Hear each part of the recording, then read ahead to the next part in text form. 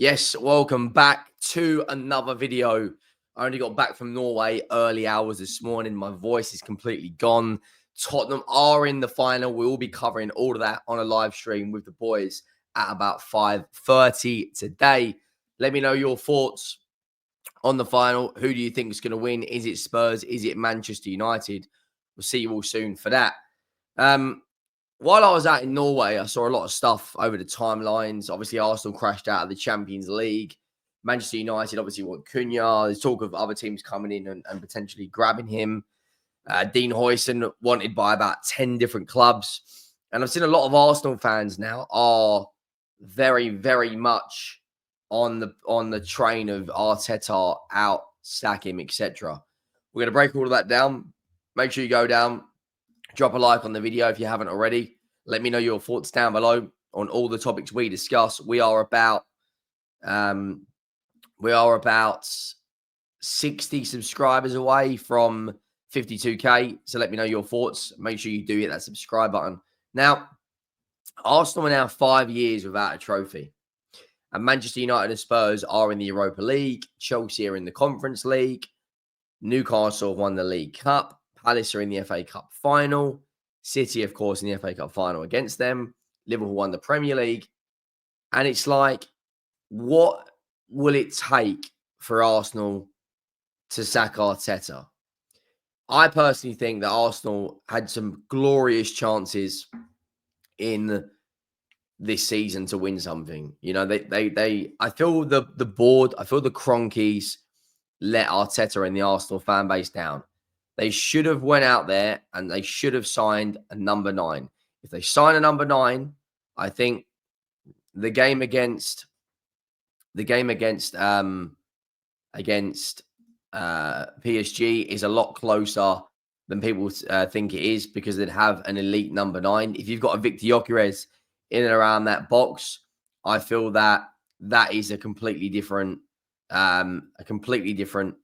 game to the one they played without a striker. You could see the amount of chances they create, the XG they have. It should be the first priority going into this summer is Arsenal signing a number 9. Should they sack him?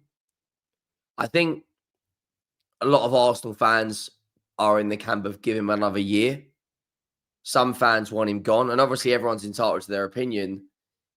If looking at this logistically, I think if he signs a striker in the summer and they bring in a winger and they bring in a creative midfielder and he does not win anything, then I think there is an argument there to say he should be sacked. If some fans want him sacked now, that's also a fair comment. Some people, are saying that it's a failure of a season. And look, I completely understand that, not winning anything. And it must be difficult right now from an Arsenal perspective, seeing Chelsea are in the Conference League final against Betis, seeing Tottenham and Man United are in the Europa League final, and Arsenal are the only team this season not to have only Big 16 this season not to have made a final. I don't necessarily think he should. I don't think he should be sacked. I'm going to say it how I feel. I think give him another season. If he does not win anything next season with the striker and everything he's got and the squad he's built, then by all means, I think Arsenal should go and sack him. I look at this right now that, the centre-backs they've got are the best in the Premier League. They've got very good fullbacks in Skelly, in White, in Timber. Questions will be asked about Odegaard. Declan Rice, I think, should have the armband next season. Saka, of course, is a maverick, but they don't have any other mavericks in that front line. Trossard and Martinelli, too inconsistent. Havertz, not an elite goal scorer. Jesus, injury prone. They have to go out and sign a Victor Gyökeres. They have to. If they don't, Man City gets stronger. Man United or Spurs in the Champions League, they get stronger. Chelsea gets stronger. Newcastle gets stronger. It's going to be one of the most difficult Premier Leagues going into next season. It really, really, really is.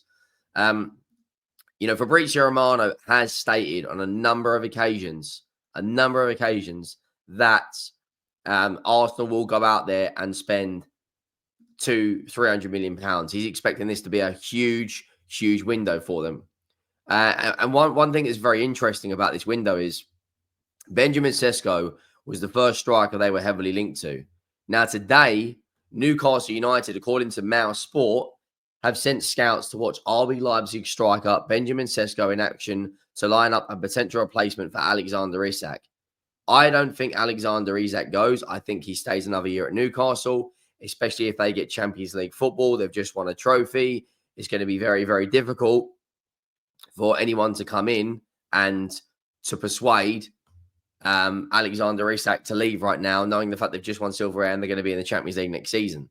And it's interesting because Arsenal are no longer linked to Benjamin Sesko. I think Gyökeres is going to be that guy. There's also, I saw links out there yesterday. Matheus Cunha is another player being heavily linked to Arsenal. I think that's a deal done for Manchester United. Chelsea, we'll get to Dean Huijsen in a minute, but Chelsea, Man United, Arsenal, Liverpool, all looking at him. This is a very interesting bit of transfer news. Morgan Rogers is open to a move away from Aston Villa. Now, obviously, Morgan Rogers is their best player, their most valuable player for Aston Villa's.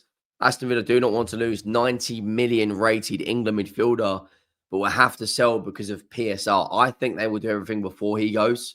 I think, Ollie Watkins will leave. I think Martinez could leave. I think Digne could leave. I mean, you could see 5 or 6 players leave Aston Villa this coming window, and of course, Rashford will be returning back to another club. I think that his ability, I think he could sign for pretty much any club right now in world football. Like, Rodgers is that good for me. I think Chelsea, if they win this Conference League and they get top 4, Dean Huijsen. Now listen, he's one of the most thought of after centre backs right now in Europe. He is wanted by Manchester United, Chelsea, Liverpool, Arsenal are interested in signing him. Real Madrid. Dean Huijsen right now is attracting interest from absolutely everywhere. If Chelsea were to sign this guy, I fear going into next season, they will be a real force. They will be a real force. Transfers.com has also said they're considering an attempt to bring back Rudiger. His behaviour behind the scenes has reportedly opened the door for a departure from Real Madrid. They need to sign a centre-back. A centre-back is going to be the priority for Chelsea this window for me. If they bring in a goalkeeper, a centre-back and a striker, next season, they'll be right up there. Rudiger, I'm not so sure if he comes back, but Arsenal are also interested in Dean Huijsen. You look at the situation they've got from their centre-backs, they probably need one more. Konate is another one at Liverpool to become one of Liverpool's top earners with a significant issue in his new contract talks, which expires next summer. I mean, this upcoming window is going to be huge. I've already said this, but I think you could see £1 billion spent. £1 billion spent. Genuinely, that they could be this Premier League next season. I mean, it's going to be ridiculous. Newcastle are considering the signings of Matheus Cunha, brining Mbeumo, Liam Delap. Matheus Cunha, I think, will be a Manchester United player, but only time will tell. Let me know your thoughts down below, of course. Do you think, if Newcastle United were to sign all 4 of these, Cunha, Brian Mbeumo, and Liam Delap, if they were to sign 2 of those, I think Mbeumo is one that I do think I could see end up at Newcastle. I think he just ticks all the boxes. You look at their wingers they've got in Barnes, Gordon, Murphy this season's been ridiculous. And this upcoming weekend as well, if Newcastle, obviously, if they beat Chelsea, whoever wins in that game just puts it in the driving seat for the remainder of the last 2 games of the season. I think Man City are going to finish second. I do think they'll beat Southampton tomorrow comfortably. And I think Liverpool will beat Arsenal. You look at that Newcastle-Chelsea game on Sunday, that is massive for the remainder of the top 4 race. Absolutely massive. If Newcastle win, they're pretty much guaranteed Champions League football. If Chelsea win, you look at the Premier League table right now, there's goal difference. Literally, there is, I don't even know how you separate them because they've got the same goal difference. Jesus. I mean, it's gonna be unreal, isn't it? This weekend of football for the Champions League race. But look, I'll see you all soon. Drop a like, hit that subscribe button.